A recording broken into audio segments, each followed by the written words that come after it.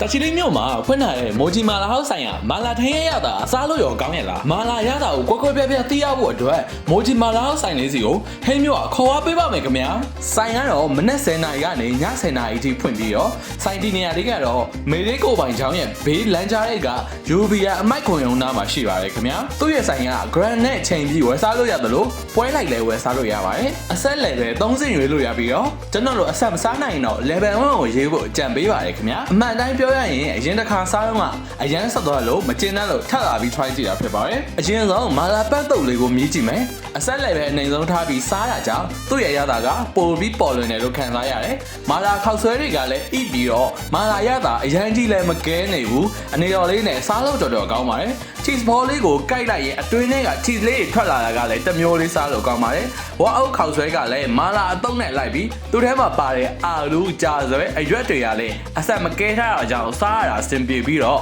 အဆက်ကြိုက်ရင်တော့ဂိတ်ဆုံးတင်ပြီးစားဖို့အကြံပေးပါတယ်ခင်ဗျာနောက်ထပ်စားကြည့်မှာကတော့အာလာမာလူးလေးပဲဖြစ်ပါတယ်သူကတော့အရက်နဲ့မြင်ပိုရတာရှိပါတယ်ခင်ဗျာစားရပါတော့အေးနဲ့မြည်လေးရပါတယ်တက်ချက်ရောက်မာလာကိုဘာဖြစ်လို့ကြိုက်ကြရလဲ